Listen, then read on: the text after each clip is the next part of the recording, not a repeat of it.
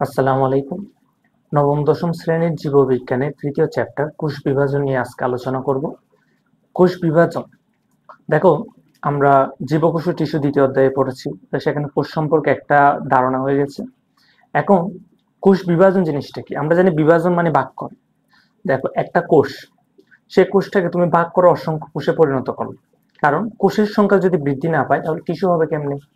তো অনেক তো কোষ সৃষ্টি হচ্ছে, ধ্বংস হচ্ছে, একটা প্রক্রিয়া যদি বলি, অর্থাৎ কোষ বিভাজনটা হচ্ছে একদম সোজা কথায় বলে দিলে যে প্রক্রিয়ায় একটি কোষ বিভাজিত হয়ে একাধিক অপত্য কোষ সৃষ্টি করার প্রক্রিয়াটা হচ্ছে কি? কোষ বিভাজন। অর্থাৎ একটা কোষ তার নিজের প্রতিরূপ সৃষ্টি করবে, অর্থাৎ এটাও ধরো কোষের একটা বংশবৃদ্ধি।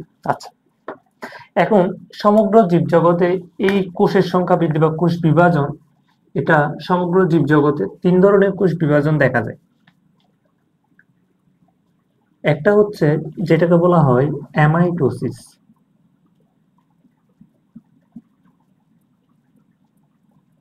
আরেকটা আছে মাইটোসিস,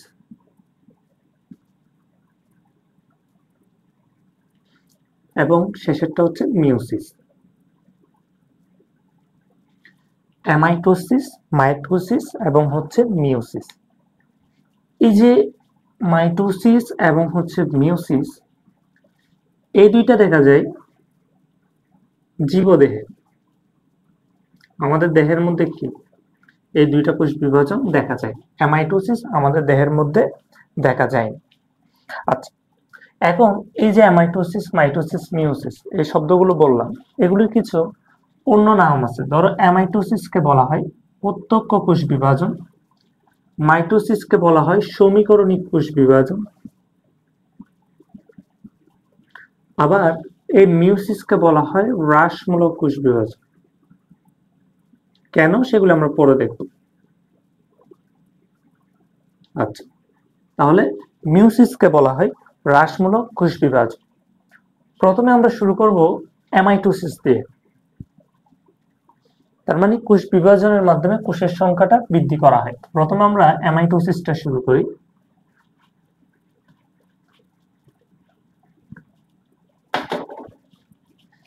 অ্যামাইটোসিস, এটা তোমাদের বইয়ে দেওয়া নাই, আমরা সুন্দর একটা সংজ্ঞা দিব। অর্থাৎ অ্যামাইটোসিসটা স্বাভাবিকভাবে আমাদের দেহে দেখা যায় না, এটা দেখা যায় আদি কোষের মধ্যে। ইস্টেও দেখা যায়, বিভিন্ন ছত্রাকে দেখা যায়। তো অ্যামাইটোসিস প্রক্রিয়াটাকে আমরা বলছিলাম প্রত্যক্ষ। প্রত্যক্ষ মানে কি? সরাসরি। অর্থাৎ তার মানে কি, যে কোষ বিভাজন প্রক্রিয়ায় কোনো মাধ্যমিক পর্যায় ছাড়াই, কোনো প্রকার জটিল প্রক্রিয়া ব্যতীত সরাসরি কি হবে? বিভাজিত হয়ে দুটি অপত্য কোষ সৃষ্টি করবে, তাকে বলা হয় কি? অ্যামাইটোসিস কোষ বিভাজন। অর্থাৎ যে কোষ বিভাজন প্রক্রিয়ায় মাতৃকোষ যেটা বিভাজিত হয়, মাতৃকোষ কোনো জটিল প্রক্রিয়া ব্যতীত বিভক্ত হয়ে, সরাসরি বিভক্ত হয়ে দুইটি অপত্য কোষ সৃষ্টি করে, তাকে বলা হয় কি? অ্যামাইটোসিস। তো এই জিনিসটা দেখা যায় বলেছিলাম আদি কোষ, ইস্ট ইত্যাদি। আচ্ছা, এখন প্রক্রিয়াটা দেখো, এটা একটা কোষ, কোষের মধ্যে আছে এটা হচ্ছে নিউক্লিয়াস, এই জিনিসটা হচ্ছে নিউক্লিয়াস।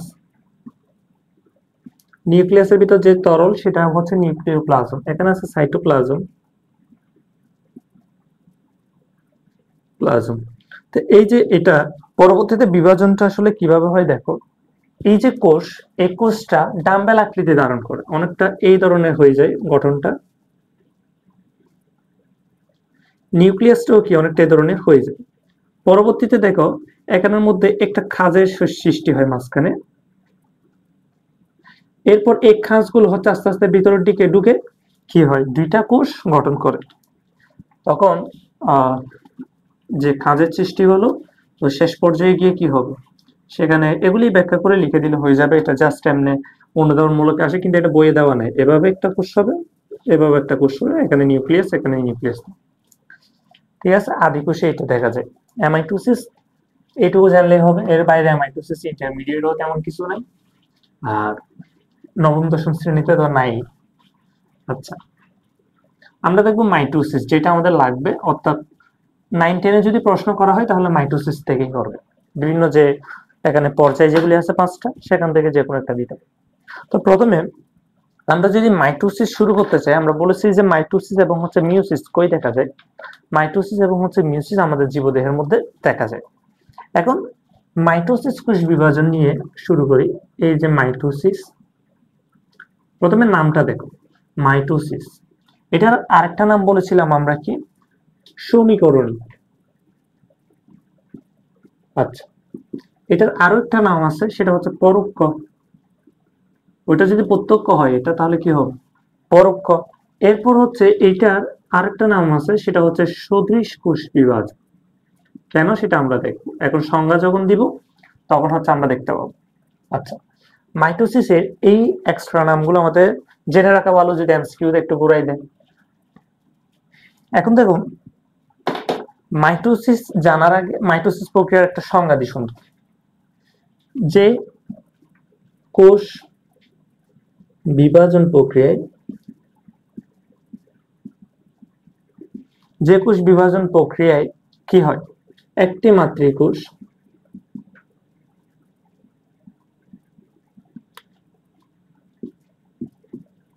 কয়েকটি, ওই যে পর্যায়ে বলেছিলাম না, অন্তর্বর্তী দশায়, কয়েকটা অন্তর্বর্তী দশার মাধ্যমে কি হয়, দশার মাধ্যমে সমসংখ্যক, এটা খুবই গুরুত্বপূর্ণ, সমসংখ্যক ক্রোমোজোম, সমসংখ্যক ক্রোমোজোম বিশিষ্ট সমগুণ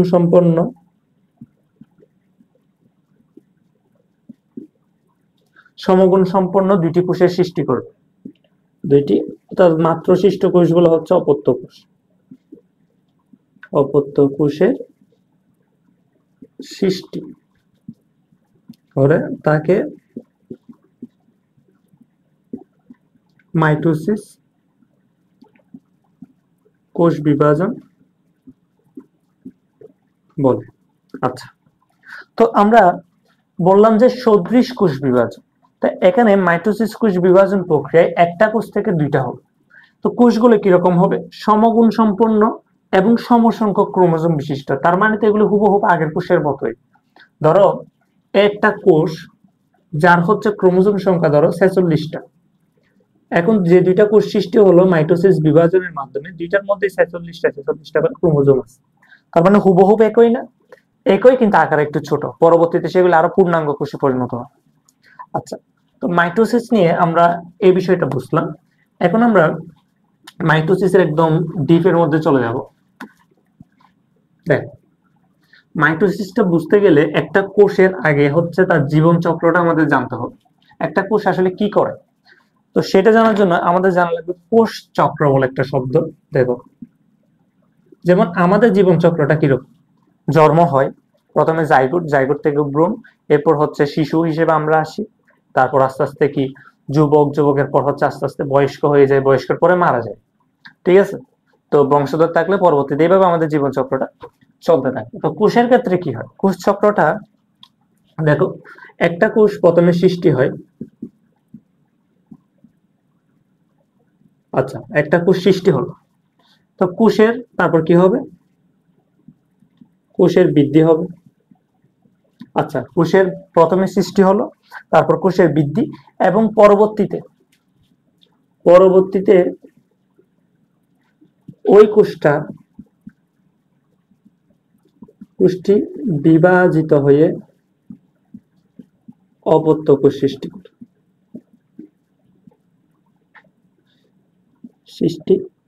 করে। ঠিক আছে, এই যে একটা ঘটনা, একটা কোষ সৃষ্টি হয়, কোষের বৃদ্ধি, আবার পরবর্তীতে সেটা বিভাজিত হয়ে আর দুইটা কোষ সৃষ্টি করবে। তো এটা একটা হচ্ছে সাইকেলের মাধ্যমে হয়, যেটাকে বলে কোষ চক্র আমরা বললাম। তার মানে কি, এই একটা কোষ যেটা হচ্ছে ক্রোমোজোম সংখ্যা ধরো 2n, 21টা এখন আকারে ছোট ধরো, এটা পরবর্তীতে পূর্ণাঙ্গ হয়ে এভাবে আসলো, তার মানে সৃষ্টি, তারপর হচ্ছে বৃদ্ধি। এখন ধরো এটা পূর্ণাঙ্গ কোষ, এখন পরবর্তীতে এটা বিভাজিত হয়ে আবার ছোট ছোট দুইটা কোষ তৈরি করলো, এটা এখন হচ্ছে বিভাজিত হয়ে এটা অপত্য কোষ সৃষ্টি করছে। আচ্ছা, অপত্য কোষ, অপত্য কোষ মানে মাত্র সৃষ্ট কোষগুলো এটা। তার মানে এখন আবার এখান থেকে আরেকটা কোষের চক্র শুরু হবে না, আবার এই কোষটা কি হবে, বৃদ্ধি হয়ে বড় হবে, এরপর আবার এটা কি করবে, বিভাজিত হয়ে 2n 2n, এভাবেই তো চলতে থাকবে। তো এইটা একটা কোষ চক্র। তার মানে এই যে কোষ সৃষ্টি বৃদ্ধির পরবর্তীতে হচ্ছে বিভাজিত হয়, এখানে যে কাজটা হয় সেটা হচ্ছে মাইটোসিস। মাইটোসিসের মাধ্যমে আমরা বিভাজন প্রক্রিয়াটা নিয়ে আলোচনা করব। এখন আমরা এই যে মাইটোসিস নিয়ে যদি বলি, তো একটা কোষের সৃষ্টি, কোষের বৃদ্ধি, পরবর্তী বিভাজন, এইভাবে একটা কোষের জীবন চক্র চলতেছে। আচ্ছা, তো দেখো এই কোষটা বিভাজিত হওয়ার আগে এটাকে আগে পূর্ণাঙ্গ হইতে হয়েছে না? তার মানে কোষ সাইকেলের টোটাল সময় ধরো 100। আমরা যদি চিন্তা করি একটা কোষের জীবন চক্রের সময় কতক্ষণ, ধরো 100, 100 তো কোষ চক্রের সময়ের মধ্যে কোষ চক্রের কি কি কাজ হবে, একটা সময় যাবে তার কোষের বিভাজিত হতে, এবং আরেকটা সময় হচ্ছে যেটা হচ্ছে বিভাজন হওয়ার পূর্বে যেটা হয়, অর্থাৎ বৃদ্ধি, সৃষ্টি, এইসব কাজ, ইন্টারফেস। তার মানে বিভাজিত হওয়ার আগে যে বৃদ্ধি যেটা দেখলাম, সেখানে মূলত সে প্রস্তুতি নিচ্ছে পরবর্তীতে বিভাজিত হওয়ার জন্য। ঠিক আছে, এখন তার মানে কোষ চক্রের টোটাল সময়ের মধ্যে 90 থেকে 95% সময় ব্যয় হচ্ছে তার প্রস্তুতিমূলক পর্যায়ে। ইন্টারফেস হচ্ছে প্রস্তুতি মূলক পর্যায়ে। আর এরপর হচ্ছে এটা হচ্ছে মাইটোসিস বিভাজন। তারপর হচ্ছে মাইটোসিস বিভাজনে ব্যয় হচ্ছে 5 থেকে 10% সময়, টোটাল সময়। ঠিক আছে, একটা কোষের জীবন চক্রের 90 থেকে 95% সময় ব্যয় হয় হচ্ছে ইন্টারফেসে, এবং বাকি 5 থেকে 10% সময় হচ্ছে মাইটোসিস বিভাজনে ব্যয় হয়। তো ইন্টারফেস মানে মাইটোসিস কোষ বিভাজনের পূর্বে প্রস্তুতিমূলক দশা। আচ্ছা, এখন কোষ বিভাজনটা পরে আসতেছে, আগে হচ্ছে আমরা প্রস্তুতিটা শেষ করি। তাহলে প্রথমে আমরা ইন্টারফেস দিয়ে শুরু করব, তারপর আমরা মাইটোসিস কোষ বিভাজনের ধাপগুলো দেখব। আচ্ছা, এখন ইন্টারফেস মানে কোষটাকে আমরা প্রস্তুত করব বিভাজনের জন্য। এখন আমরা ইন্টারফেসটা দেখবো, অর্থাৎ কি কি লাগবে আসলে আমাদের বিভাজনের জন্য, সবকিছু হচ্ছে ইন্টারফেসে হবে। দেখো, ইন্টারফেসে সময় লেগেছিল 90 থেকে 95%। তা এখন চিন্তা করো যে পরীক্ষা হয় 1 মাস, প্রস্তুতি 11 মাস। তো প্রস্তুতিতে সময় বেশি লাগবে, আর মূল কাজটা হচ্ছে বিভাজন হওয়া। তো বিভাজন হওয়ার জন্য সময় লাগবে 5 থেকে 10%, কিন্তু ওই বিভাজন হওয়ার জন্য যা কিছু দরকার সকল প্রস্তুতি ইন্টারফেসের মধ্যে হয়ে যাবে। তার মানে কোষ বিভাজনের প্রস্তুতিমূলক দশা কি, ইন্টারফেস। এখন এই ইন্টারফেসের 3টা ধাপ আছে। একটাকে বলা হয় গ্যাপ 1, আরেকটা হচ্ছে এস, আরেকটা হচ্ছে গ্যাপ 2। আচ্ছা, এগুলিকে সংক্ষেপে G2 ও বলা হয়, বা এটাকে G1 ও বলা হয়। তো এখন এই যে 3টা ধাপ, এই 3টা ধাপে মূলত বিভাজন হওয়ার জন্য যা কিছু দরকার সবকিছু তৈরি হবে, এবং যাবতীয় যত প্রস্তুতি আছে সবগুলো সম্পূর্ণ হবে। এখন বলেছি টোটাল সময় লাগে 90 থেকে 95% ইন্টারফেসের মধ্যে, যার মধ্যে গ্যাপ 1 এ এককভাবে লাগে 30 থেকে 40% সময়, এবং অর্থাৎ এটাকে সিনথেসিস। আচ্ছা, সিনথেসিস এটা মানে সংশ্লেষণ, সিনথেসিস। এখানে হচ্ছে এস ধাপে সময় লাগে 30 থেকে 50%, এবং গ্যাপ 2 তে সময় লাগে 10 থেকে 20%। ঠিক আছে, অর্থাৎ এস ধাপে সংশ্লেষণ হয়, এবং হচ্ছে গ্যাপ 2 তে সময় লাগে 10 থেকে 20%, এবং গ্যাপ 1 এ সময় লাগে কতক্ষণ, 30 থেকে 40%। তো এখানে সিনথেসিস মানে এখানে বিভিন্ন কিছু সংশ্লেষণ হয়। তাহলে সময়টা আমরা দেখলাম। এখন সময় শেষ করার পর এখানে প্রয়োজনীয় জিনিসপত্র তৈরি হবে যাতে কোষ বিভাজনটা সঠিকভাবে সম্পন্ন হয়, অর্থাৎ যা কিছু দরকার সবকিছু এখানে আস্তে আস্তে তৈরি হবে। দেখো, এই যে G1 এর দশায় হচ্ছে প্রথমে তৈরি হয় সাইক্লিন নামক একটা প্রোটিন, যেটা আমাদের লাগবে কোষ বিভাজনের ক্ষেত্রে। এই সাইক্লিন প্রোটিনেরও কিছু কাজ আছে। সাইক্লিন প্রোটিন মূলত হচ্ছে যে কাজটা করে থাকে সেটা হচ্ছে এখানে এই যে সাইক্লিন যে প্রোটিনটা আছে এটা কি করে, কোষ চক্র যেটা আছে, এই যে কোষ চক্রের কথা একটু আগে বলেছিলাম, সেই কোষ চক্রটা মূলত নিয়ন্ত্রণ করে কে, সাইক্লিন প্রোটিন। আচ্ছা, সিনথেসিসে কি হয়, সিনথেসিসে হচ্ছে এটিপি, তারপর হচ্ছে ডিএনএ, কোষে ডিএনএ আছে না, আরএনএ ইত্যাদি কি হয়, সংশ্লেষণ। আর আরেকটা সবচেয়ে গুরুত্বপূর্ণ কাজ যেটা হয় সেটা হচ্ছে ডিএনএ রেপ্লিকেশন, ডিএনএ রেপ্লিকেশন। এরপর জি2 তে কি হয়, মাইক্রোটিউবিউলস,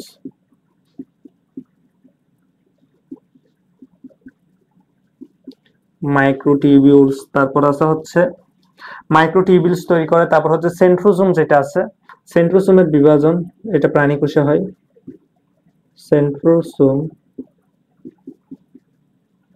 বিভাজন। আর শেষে হচ্ছে এখানে কি তৈরি হবে, এমপিএফ। এটা মনে রাখতে হবে, এটা ইন্টারমিডিয়েট আছে, এখানে তেমন নাই। এটা হচ্ছে maturation promoting factor, maturation promoting factor. তাহলে এমপিএফ, ম্যাচুরেশন প্রমোটিং ফ্যাক্টর, এই তিনটা জিনিস। এখন এই জিনিসটার কাজটা কি, এই যে এমপিএফ অর্থাৎ ম্যাচুরেশন প্রমোটিং ফ্যাক্টর, এই জিনিসটার কাজ হচ্ছে এটা ম্যাচুরেশন প্রমোটিং ফ্যাক্টর ছাড়া ইন্টারফেস থেকে কিসে প্রবেশ করা যাবে না, মাইটোটিক ফেজ বা মাইটোসিস বিভাজনে প্রবেশ করা যাবে না। সেজন্য ম্যাচুরেশন প্রমোটিং ফ্যাক্টরটা খুবই গুরুত্বপূর্ণ, যেটা হচ্ছে জি2 তে তৈরি হয়। আচ্ছা, এখন আমরা ইন্টারফেসটা তাহলে দেখলাম। ইন্টারফেস নিয়ে এটুকু জেনে রাখলেই হবে, এটা এমনিতে তেমন লাগবেও না, জ্ঞান অনুধাবনমূলক দিয়ে, যেহেতু সিলেবাসে এটা খুব কম দেওয়া আছে সেই জন্য কম জানলেই হচ্ছে। এখন আমরা বলেছিলাম ইন্টারফেস শেষ হলে শুরু হবে মাইটোসিস বিভাজন। এই যে মাইটোসিস বিভাজন, দেখ মাইটোসিস বিভাজনের দুইটা ধাপ দেখা যায়। কোষের মধ্যে কি থাকে, প্রথমে থাকে নিউক্লিয়াস। একটা কোষের বিভাজন মানে তার নিউক্লিয়াস এবং হচ্ছে সাইটোপ্লাজমের বিভাজন, তাই না? তো এখন যদি প্রথমে হবে নিউক্লিয়াসের বিভাজন হলে তারপর হবে সাইটোপ্লাজমের বিভাজন। নিউক্লিয়াসের যে বিভাজন প্রক্রিয়াকে বলা হয় ক্যারিওকাইনেসিস, সাইটোপ্লাজমের বিভাজনকে বলা হয় সাইটোকাইনেসিস। আচ্ছা, সাইটোকাইনেসিসের কোনো ধাপ নেই, এটা ক্যারিওকাইনেসিস শেষ হলে সাইটোকাইনেসিস শুরু হয়ে যায়। এখন এই যে ক্যারিওকাইনেসিস যেটা বলছি, নিউক্লিয়াসের বিভাজনের 5টা ধাপ আছে। একটা হচ্ছে প্রোপেস, একটা হচ্ছে প্রোমেটাফেস, এরপর আছে হচ্ছে মেটাফেস, তারপর অ্যানাফেস এবং হচ্ছে টেলোফেস। এই যে এই 5টা ধাপ আছে, প্রোপেস, প্রোমেটাফেস, মেটাফেস, অ্যানাফেস এবং হচ্ছে টেলোফেস, এই 5টা ধাপ। এরপরে এখন আমাদের কাজ হচ্ছে মাইটোসিস কোষ বিভাজনের সংজ্ঞাটা জানলাম দুইবার। প্রথমে হচ্ছে কোষের নিউক্লিয়াসের বিভাজন করে, তারপর সাইটোপ্লাজমের বিভাজন করে। নিউক্লিয়াসের বিভাজনকে বলা হয় ক্যারিওকাইনেসিস, সাইটোপ্লাজমের বিভাজনকে বলা হয় সাইটোকাইনেসিস। ক্যারিওকাইনেসিসের 5টা ধাপ আছে, প্রোপেস, প্রোমেটাফেস, মেটাফেস, অ্যানাফেস এবং হচ্ছে টেলোফেস। এই 5টা ধাপ জানবো এবং হচ্ছে সাইটোকাইনেসিস দিয়ে কোষটা বিভাজনটা ক্লোজ করে দিব, তার মানে মাইটোসিস কোষ বিভাজন শেষ। এখন প্রোপেস থেকে আমরা শুরু করব, ঠিক আছে? প্রথমে আমাদের প্রোপেস জানা লাগবে।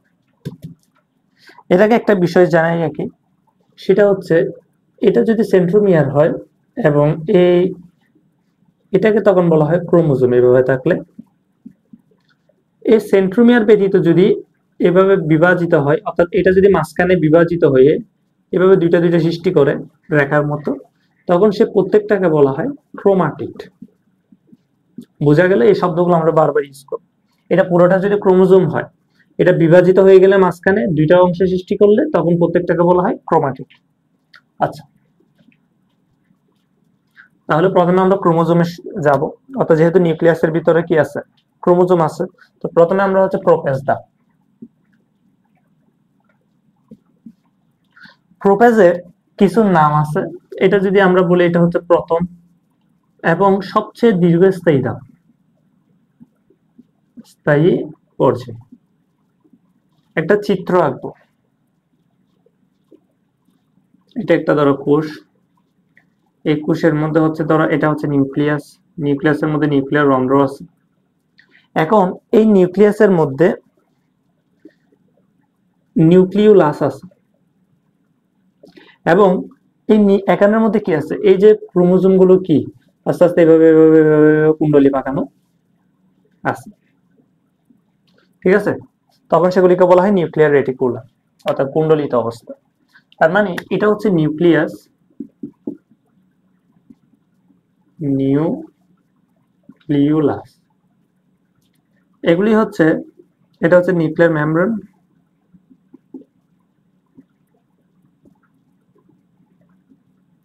আচ্ছা এটা তো আমরা বুঝলাম কোনটা নিউক্লিয়ার মেমব্রেন, নিউক্লিওলাস। তারপর হচ্ছে নিউক্লিয়ার মেমব্রেন বা নিউক্লিয় পর্দা, সেম কথা।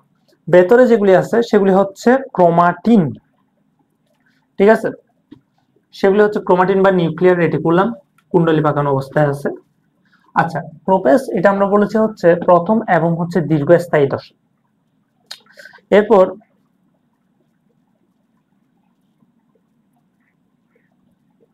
এই যে আমরা এখানের ভিতরে এইভাবে কুণ্ডলী পাকানো যেগুলি আছে সেগুলিকে আমরা বলবো ক্রোমোজোম। প্রথম দিকে যখন এটা যেহেতু প্রোপেস ধাপ, এটা প্রোপেস ধাপের চিত্র, তো মাতৃকোষের মধ্যে এগুলি কুণ্ডলী পাকানো অবস্থায় ছিল, যেগুলিকে বলেছিলাম আমরা নিউক্লিয়ার রেটিকুলাম। কিন্তু যখন হচ্ছে প্রোপেস ধাপটা শুরু হবে তখন এগুলি আস্তে আস্তে একটু কি হবে, স্পষ্ট হতে থাকবে, তখন এগুলিকে বলা হয় ক্রোমোজোম। কেন হয় দেখো, এই ধাপে ক্রোমোজোম কি হয়, ক্রোমোজোমে জল বিয়োজন হয়। আচ্ছা জল বিয়োজন মানে কি, পানি বের হয়ে যাওয়া না। দেখো একটা কাপড়কে যখন হচ্ছে তুমি কি করবা, সেখান থেকে পানি সবগুলো হচ্ছে একদম চেপে বের করে দিবা, তখন দেখবে কাপড়ের আকারটা একটু বড় হয়ে যাবে। যখন একটা কাপড় পানিতে তুমি ভিজাবা তখন কাপড়টা একদম ছোট হয়ে যায় না, তো পানি যদি বের হয়ে যায় তখন কাপড়টার সাইজ একটু বড় হয়ে যায়। তার মানে ক্রোমোজোমের জলবিয়োজন যখন ঘটবে তখন হচ্ছে ক্রোমোজোমে কি কি হবে, তখন এই যে ক্রোমোজোম যেটার কথা বলতেছি, এই ক্রোমোজোমটার অনেকগুলো পরিবর্তন আসবে। প্রথমে হচ্ছে এটা সংকুচিত হবে, সংকুচিত হবে, তারপর হচ্ছে হবে কি, এটা খাটো হবে, তো বড় যেহেতু হবে তার মানে এটা মোটা হবে, খাটো হবে, মোটা হবে, এবং সেটা সবচেয়ে মজার বিষয় সেটা হচ্ছে দেখতে স্পষ্ট হবে, স্পষ্টভাবে বোঝা যাবে যে না এগুলো হচ্ছে ক্রোমোজোম। নিউক্লিয়ার রেটিকুলাম থেকে একটু কি হলো, মানে একটু কুলে গিয়ে এখানে কি আস্তে আস্তে এগুলি ক্রোমোজোম হয়ে গেল। তার মানে ক্রোমোজোমটা কি হবে, সংকুচিত জলবিয়োজনের কারণে সংকুচিত হবে, কাটো হবে, মোটা হবে এবং হচ্ছে দেখতে স্পষ্ট হবে। কোন ধাপে, এগুলো হচ্ছে সবগুলো হবে প্রোপেস ধাপে। এরপর ক্রোমোজোমের রং ধারণ ক্ষমতা বৃদ্ধি পাবে, ক্রোমোজোমের রং ধারণ ক্ষমতা বৃদ্ধি পাবে। এরপর এই যে যেটা বলেছিলাম প্রথম, ক্রোমোজোম গুলো কি হবে, সেন্ট্রোমিয়ার ব্যতীত, কিন্তু এই ধাপে এগুলি ভালোভাবে বোঝা যাবে না, এগুলি পরবর্তীতে আরো স্পষ্ট হবে। সেন্ট্রোমিয়ার ব্যতীত অর্থাৎ সেন্ট্রোমিয়ার ব্যতীত ব্যতীত লম্বালম্বি, আগে যে দেখেছিলাম যে ক্রোমোজোম গুলো কি হয় এখানে বিভক্ত হয়ে কি হবে, এই যে এগুলো দুইটা দুইটা হয়ে যাবে, সেন্ট্রোমিয়ার ব্যতীত লম্বালম্বি বিভক্ত হয়ে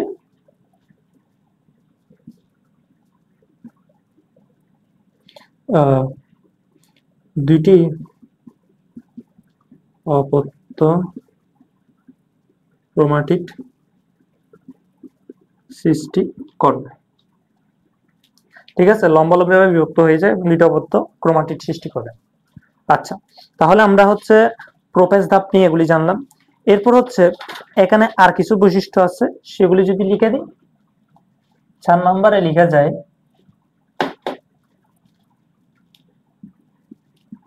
স্পিন্ডল যন্ত্রের সৃষ্টির সূচনা হয়, কিন্তু স্পিন্ডল যন্ত্র পুরোপুরি তৈরি হয় না, সেটা পরবর্তী ধাপে এখানে সূচনাটা হয়। আর 5 নম্বরে বলে যে নিউক্লিয়াস, এই যে নিউক্লিওলাস এবং হচ্ছে নিউক্লিয়াস যে মেমব্রেন, নিউক্লিওলাস ও নিউক্লিয়ার মেমব্রেন বিলুপ্ত হতে শুরু করে, আস্তে আস্তে বিলুপ্ত হতে শুরু করে, বিলুপ্ত হতে শুরু করে, বিলুপ্ত হয়ে যায় না পুরোপুরি, এখান থেকে আস্তে আস্তে শুরু হয়।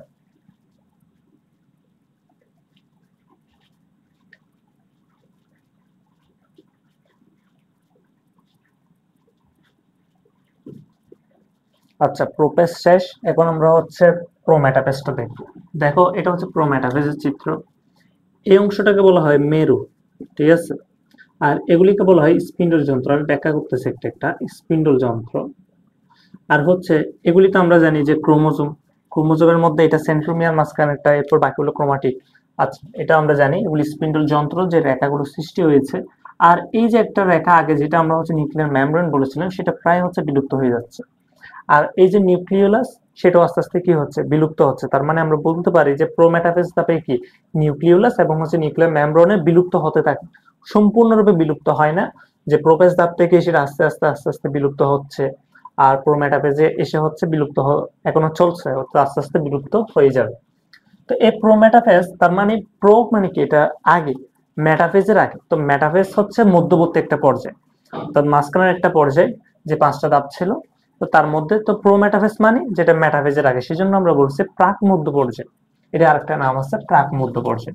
আচ্ছা, এখন এই ধাপে আসলে কি হয় দেখো, যে স্পিন্ডল যন্ত্রের দুই মেরুর মধ্যবর্তী অঞ্চলকে বলা হয় বিষুবীয় অঞ্চল। এটা আমাদের লিখতে হবে। এই যে স্পিন্ডল যন্ত্র, এগুলি সবগুলো আমরা স্পিন্ডল যন্ত্র বলেছিলাম। এটা একটা মেরু, এটা একটা মেরু, এই দুই মেরুর মধ্যবর্তী যে অঞ্চল, সেটাকে বলা হয় বিষুবীয় অঞ্চল। আচ্ছা, স্পিন্ডল যন্ত্রে এক মেরু থেকে অপর মেরু পর্যন্ত বিস্তৃত যে তন্তু, সেগুলিকে বলা হয় স্পিন্ডল যন্ত্র। এই যে মেরু থেকে অপর মেরু পর্যন্ত যে রেখা বা তন্তুগুলো আছে, সেগুলো হচ্ছে কি স্পিন্ডল যন্ত্র। যে তন্তুগুলোর সাথে ক্রোমোজোমের সেন্ট্রোমিয়ার যুক্ত থাকে তাদেরকে বলা হয় ট্রাকশন ফাইবার।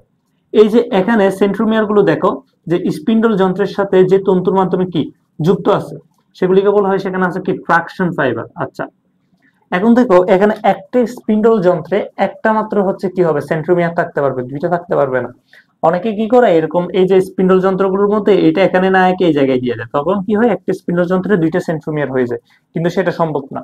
অর্থাৎ একটা স্পিন্ডল যন্ত্রে একটা সেন্ট্রোমিয়ার দেখো, অর্থাৎ কোনোটাতে দুইটা নাই। এখন ক্রোমোজোম গুলো এখন ট্রাকশন ফাইবারের মাধ্যমে তো যুক্ত হলো।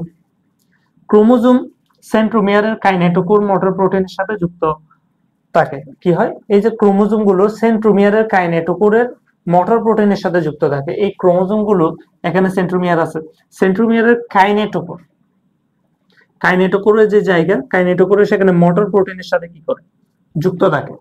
এরপর এখন যুক্ত হওয়ার সময় এই যে মোটর প্রোটিনের সাথে যুক্ত হচ্ছে, তখন ক্রোমোজোম গুলো হালকা কি করে ওঠে, একটু নড়ে ওঠে, ক্রোমোজোম গুলো হালকা একটু ভাইব্রেশন করে ওঠে, তখন সেটাকে বলা হয় ক্রোমোজোমীয় নৃত্য বা ক্রোমোজোমাল নৃত্য বা ক্রোমোজোমাল ড্যান্স।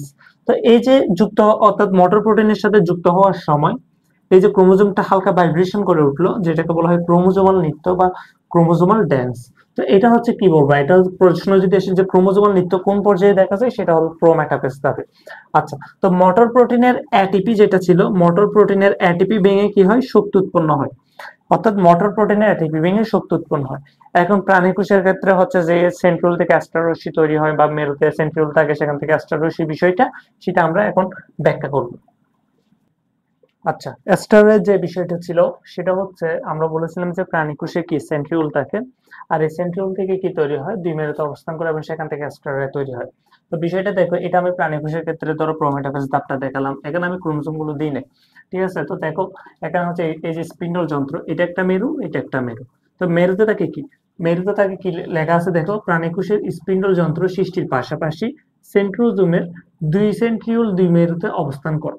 অর্থাৎ এই যে সেন্ট্রোজোমের মধ্যে কি থাকে, সেন্ট্রোজোমের মধ্যে সেন্ট্রিওল থাকে। এখন সেন্ট্রিওলটা আমরা উদ্ভিদ ও প্রাণী টিস্যুতে, উদ্ভিদ কোষ এবং টিস্যুতে আমরা পড়েছিলাম কি, যে সেখানে কি এই প্রাণী কোষে সেন্ট্রিওল থাকে, উদ্ভিদ কোষে সেন্ট্রিওল নাই। তো দেখো এই যে সেন্ট্রিওল যেটা প্রাণী কোষে আছে, সেন্ট্রিওল থাকার কারণে দুই মেরুতে অবস্থান করে, সেন্ট্রিওল গুলো দুই মেরুতে অবস্থান করে এবং হচ্ছে অ্যাস্টার রে তৈরি করে। এই যে অ্যাস্টার রে, এই যে আলো বের হচ্ছে, এগুলো হচ্ছে অ্যাস্টার রে তৈরি করে। আচ্ছা, এখন অ্যাস্টার রে থেকে কি দিয়ে তৈরি, মাইক্রোটিউবিউলস নামক বস্তু দিয়ে তৈরি। আমরা মাইক্রোটিউবিউলস দেখেছিলাম ইন্টারফেস দশায় G2 ধাপে। যেখানে মাইক্রোটিউবিউলস তৈরি হয়। তো এখন আমরা বুঝলাম যে মাইক্রোটিউবিউলস কেন লাগে, কারণ এই অ্যাস্টার রে গুলো মাইক্রোটিউবিউলস নামক বস্তু দিয়ে তৈরি হয়। আচ্ছা, অ্যাস্টার রে হচ্ছে স্পিন্ডল তন্তুগুলোকে দুই মেরুতে ধরে রাখে। এই যে স্পিন্ডল তন্তু বা স্পিন্ডল যন্ত্র যেগুলি বলেছিলাম আমরা, এই যে স্পিন্ডল তন্তু যেগুলি আছে সেগুলিকে কি করে দুই মেরুতে ধরে রাখে। ঠিক আছে, অ্যাস্টার রে গুলো দেখতে অনেকটা তারার মতো, স্টার রে গুলো দেখতে অনেকটা তারার মতো। অর্থাৎ এখান থেকে হালকা করে হচ্ছে প্রোমেটাফেজ ধাপের সাথে প্রাণীকোষ নিয়ে একটু এক্সট্রা ইনফরমেশন দিয়ে দিবা, তাহলে হয়ে যাবে। তাহলে প্রোমেটাফেজ ধাপটা শেষ হলো। এরপর আমরা দেখব মেটাফেজ ধাপ। এখন আমরা মেটাফেজ ধাপটা দেখব। মেটাফেজটা মধ্যবর্তী একটা পর্যায়, যার জন্য মেটাফেজের আরেকটা নাম আছে, সেটা হচ্ছে মধ্য পর্যায়। আচ্ছা, মেটাফেজের আরেকটা নাম হচ্ছে, সেটা হচ্ছে মধ্য পর্যায়। এখন এই যে মেটাফেজ ধাপের একটা চিত্র আমরা এখানে দিলাম, এখানে দেখো নিউক্লিয়ার মেমব্রেন এবং হচ্ছে নিউক্লিওলাস নাই। তার মানে এই ধাপে নিউক্লিওলাস এবং হচ্ছে নিউক্লিয়ার মেমব্রেনটা সম্পূর্ণরূপে বিলুপ্ত হয়ে গেছে। ঠিক আছে, এখন হচ্ছে মেটাফেজ শব্দটা থেকে আমরা একটা বিষয় মনে রাখবো, মেটাফেজ মানে হচ্ছে মোটা ফেজ। আচ্ছা, মোটা। তার মানে কি, অর্থাৎ এই ধাপে ক্রোমোজোম গুলো সবচেয়ে খাটো এবং হচ্ছে বেশি মোটা দেখায়, যার কারণে এরা হচ্ছে এবং বিষুবীয় অঞ্চলে চলে আসে। অর্থাৎ স্পিন্ডল যন্ত্রের মধ্যবর্তী যে অঞ্চল, সেটাকে আমরা বলেছিলাম বিষুবীয় অঞ্চল। ক্রোমোজোম গুলো বিষুবীয় অঞ্চলে আসে। তো বিষুবীয় অঞ্চলে যে সজ্জিত হওয়া, সেটাকে বলা হয় হচ্ছে মেটাকাইনেসিস। তার মানে মেটাকাইনেসিস দেখা যায় কখন, সেটা হচ্ছে মেটাফেজ ধাপে। মতে মেটাকাইনেসিস, মতে মেটাফেজ। এখন ক্রোমোজোম গুলো পেঁচিয়ে পেঁচিয়ে যে মোটা হয়, এগুলি মোটা কেমনে হবে, অর্থাৎ ক্রোমোজোম গুলো একটার সাথে একটা পেঁচিয়ে, যেমন আমরা অনেকগুলো সুতা পেঁচিয়ে সুতাটাকে মোটা করতে পারি। তো পেঁচিয়ে পেঁচিয়ে যে মোটা হওয়া, সেটাকে বলা হয় সুপার কয়েলিং। কয়েলিং দেখছো, কয়েলিংটা কিরকম, কয়েল আমরা মশার কয়েল ইউজ করি, সেটা একটা পেঁচানো। আর কয়েলিং মানে তারের কুণ্ডলী যেগুলি আছে বিভিন্ন, এইভাবে এটাকে বলা হয় সুপার কয়েলিং, যেহেতু পেঁচিয়ে পেঁচিয়ে সেটা মোটা হয়। এখন ক্রোমোজোম গুলো খাটো এবং মোটা হওয়াকে বলা হয় কন্ডেনসেশন। এই যে ক্রোমোজোম গুলো খাটো হয় এবং হচ্ছে মোটা হয়, অর্থাৎ ক্রোমোজোম গুলো সবচেয়ে বেশি খাটো এবং মোটা হয় এই ধাপে। তো এই যে মোটা হওয়া, সেটাকে বলা হয় কি, কন্ডেনসেশন। এটা লাগবে না, এটা বইয়ে দেবেন, এটা ইন্টারমিডিয়েট থেকে নেওয়া কন্ডেনসেশনটা। আচ্ছা, তাহলে এই ধাপগুলো হচ্ছে আমরা লিখলে হয়ে যাবে। এখন সেন্ট্রোমিয়ারের বিভক্ত হয়ে দুইটি অপত্য ক্রোমোজোম সৃষ্টি হয়। অর্থাৎ এটা কিন্তু এই যে ঘটনাটা বলতেছে, সেন্ট্রোমিয়ারটা বিভক্ত হয়ে যায়, এই যে সেন্ট্রোমিয়ার, এটা বিভক্ত হয়ে যায়। এই যে সেন্ট্রোমিয়ার বিভক্ত হয়ে দুইটি অপত্য ক্রোমোজোম যে সৃষ্টি হওয়া, এটা হচ্ছে এই পর্যায়ের শেষের দিকে শুরু হয়। অর্থাৎ সেন্ট্রোমিয়ারের বিভাজন শুরু হয় এবং অ্যানাফেজ পর্যায়ে সম্পূর্ণরূপে সেন্ট্রোমিয়ারটা বিভক্ত হয়ে দুই মেরুর দিকে হচ্ছে আস্তে আস্তে তারা মেরুমুখী চলন শুরু হয়ে যায়। আচ্ছা, সেটা আমরা অ্যানাফেজ পর্যায়ে দেখবো। তার মানে যখন মেটাফেজের কথা বলবে, আমরা এই বৈশিষ্ট্যগুলো লিখে দিব। তার মানে আমাদের মেটাফেজ পর্যায়টা শেষ। অর্থাৎ মেটাফেজে কি, এটা মোটা ফেজ, তারপরে এখানে কন্ডেনসেশন হয়, সবচেয়ে বেশি খাটো এবং মোটা দেখায় ক্রোমোজোম গুলো। এরপর হচ্ছে সবচেয়ে বেশি ক্রোমোজোম, এবং হচ্ছে কি শেষের দিকে সেন্ট্রোমিয়ার বিভাজন শুরু হয়, নিউক্লিওলাস এবং নিউক্লিয়ার মেমব্রেন কি হয়, বিলুপ্ত হয়ে যায় সম্পূর্ণরূপে। আর ক্রোমোজোম গুলো বিষুবীয় অঞ্চলে যে সজ্জিত হয়, সেটাকে বলা হয় মেটাকাইনেসিস। অ্যানাফেজ ধাপটা দেখো, অ্যানাফেজ ধাপে কি হয়, এটা হচ্ছে একটা অ্যানাফেজ ধাপের চিত্র। আমরা অ্যানাফেজ ধাপে বলেছিলাম যে ওখানে যেটা হচ্ছে মেটাফেজ ধাপে বলেছিলাম, শেষ দিকে কি হয়, যে সেন্ট্রোমিয়ার যেটা ছিল, সেটা হচ্ছে আস্তে আস্তে বিভাজিত হতে শুরু করে এবং হচ্ছে দুটি অংশে বিভক্ত হয় এবং মেরুমুখী চলন শুরু হয়। আচ্ছা, তার মানে আমরা এটাও লিখতে পারি যে সেন্ট্রোমিয়ার গুলো বিভক্ত হয়ে মেরুমুখী চলন শুরু হয়।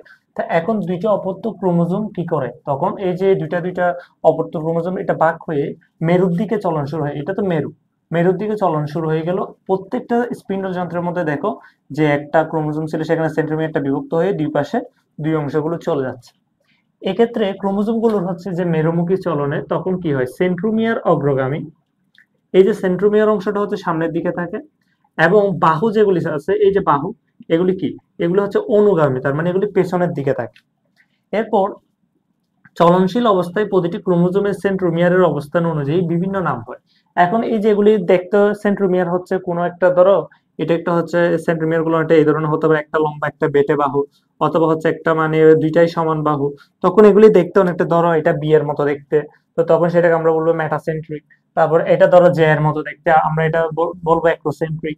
এল এর মতো দেখলে হলে হবে সাব মেটাসেন্ট্রিক। আই এর মতো যদি দেখতে হয় তাহলে টেলোসেন্ট্রিক। অর্থাৎ সেন্ট্রোমিয়ারের অবস্থান অনুযায়ী এগুলি বিভিন্ন নাম হতে পারে, অর্থাৎ বিভিন্ন ধরনের গঠন দেখে আমরা বলে দিব কোনটা মেটাসেন্ট্রিক, সাব মেটাসেন্ট্রিক, অ্যাক্রোসেন্ট্রিক এবং হচ্ছে টেলোসেন্ট্রিক। অর্থাৎ তো শেষের দিকে কি হয়, ক্রোমোজোম গুলো যেহেতু মেরুর দিকে চলে আসবে, মেরুর দিকে অবস্থান নিবে, এবং এদের দৈর্ঘ্য আস্তে আস্তে বৃদ্ধি পেতে থাকবে। অর্থাৎ এই যে ক্রোমোজোম যেগুলি আছে সেগুলি তো প্রথমের দিকে একদম কুণ্ডলী পাকানো অবস্থায় ছিল, প্রোপেজ ধাপের আগে মাতৃকোষে কি ছিল, কুণ্ডলী পাকানো না, তার মানে এগুলো অনেক লম্বা ছিল, পরবর্তীতে খাটো মোটা হয়েছিল। এখন যেহেতু আমরা প্রায় শেষের দিকে চলে আসতেছি, অ্যানাফেজে চলে আসছে, এরপর টেলোপেজ দিয়ে শেষ হয়ে যাবে। তো সেজন্য এটা শেষের দিকে কি হয়, এগুলি আস্তে আস্তে দৈর্ঘ্য বৃদ্ধি পায়। এখন অ্যানাফেজ ধাপে মোটামুটি দৈর্ঘ্য বৃদ্ধি পায়, এতটুকু লিখলে হয়ে যাবে। এরপর আমরা টেলোফেজ ধাপে দেখি কি হয়। অ্যানাফেজ ধাপে যেহেতু চলন হয়, সেই জন্য এটা আরেক নাম হচ্ছে গতি পর্যায়। আচ্ছা, টেলোফেজ ধাপে হয় কি, এই যে প্রোপেজ ধাপের ঠিক উল্টো গুলো হয়।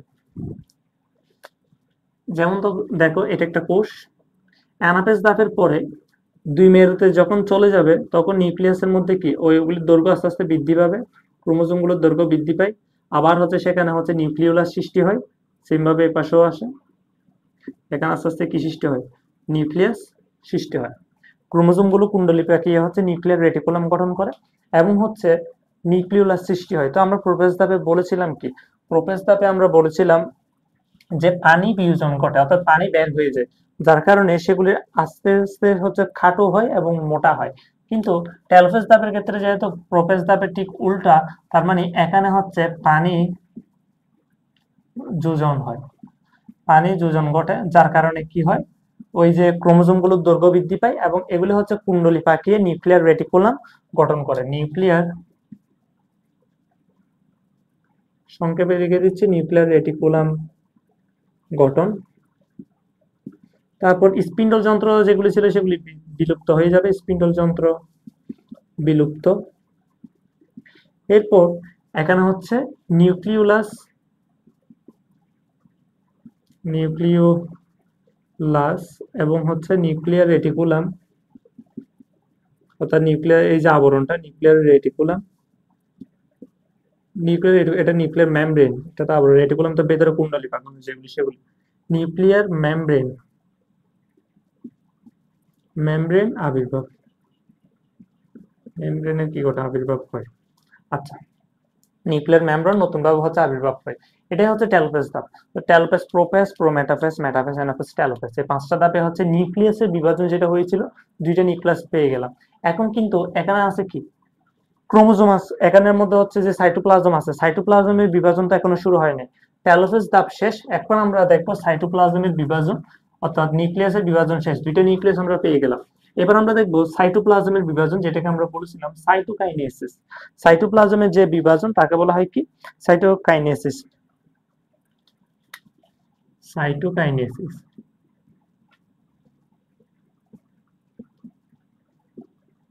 সাইটোপ্লাজমের বিভাজন, এখানে সাইটোপ্লাজম আছে। দেখো আসলে সাইটোপ্লাজমের বিভাজনের ক্ষেত্রে কি হয়, সাইটোপ্লাজমের বিভাজনের ক্ষেত্রে আমরা দেখি এখানে একটা কোষ প্লেট গঠন, যার মাধ্যমে কি হবে, সাইটোপ্লাজম গুলো 2 ভাগ হয়ে যাবে, এখানে কোষ প্লেট গঠন হবে। তো কিভাবে হয়, আমরা আস্তে আস্তে লিখি, এন্ডোপ্লাজমিক রেটিকুলাম থেকে আসা, প্রথমে দেখো এন্ডোপ্লাজমিক রেটিকুলাম, যেটা একটা সাইটোপ্লাজমীয় অঙ্গাণু, এন্ডোপ্লাজমিক রেটিকুলাম থেকে আসা ফ্র্যাগমোপ্লাস্ট, ফ্র্যাগমোপ্লাস্ট, ফ্র্যাগমোপ্লাস্ট এবং বেসিকল,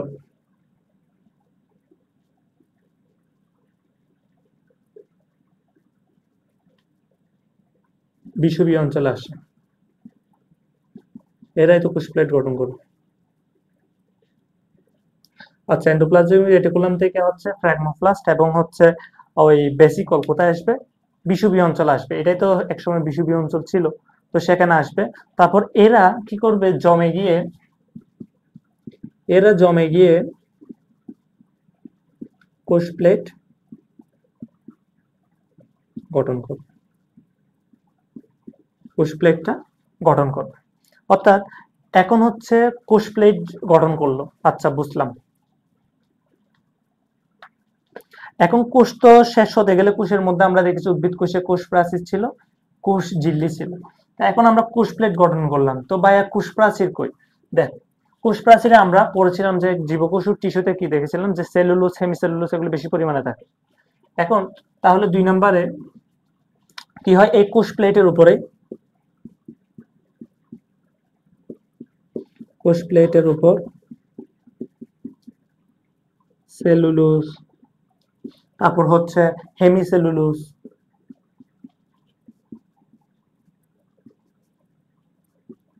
এগুলি জমে কি গঠন করবে? সেলুলোজ। এগুলো কোষ প্রাচীর। আচ্ছা, কোষ প্রাচীর আমাদের পেয়ে গেলাম, কোষ প্রাচীর গঠন হলো। এখন হচ্ছে কোষঝিল্লি। কোষঝিল্লিটা কিভাবে হয় উপরে লিখি।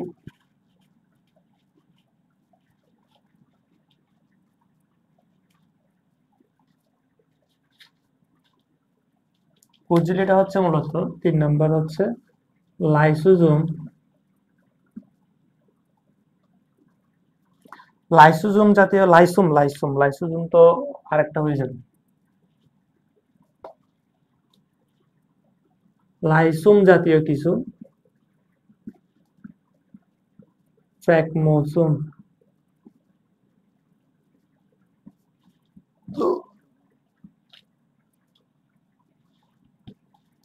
লাইসোম জাতীয় কিছু ফ্র্যাগমোসোম জমা হয়ে কি হয়? জমা হয়ে কোষঝিল্লি গঠন করে।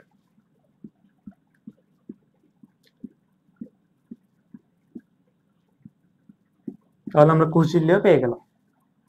তাহলে উদ্ভিদ কোষের ক্ষেত্রে কোষ প্রাচীরটা গুরুত্বপূর্ণ। তো কোষ প্রাচীরটা কিভাবে গঠন হলো দেখলাম, অর্থাৎ দুটি কোষের মাঝখানে কোষ প্রাচীর দিয়ে তারা আলাদা হয়ে গেল।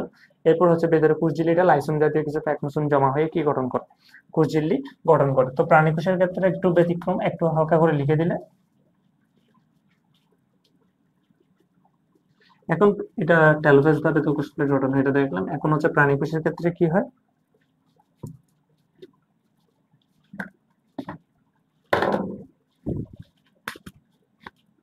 প্রাণী কোষে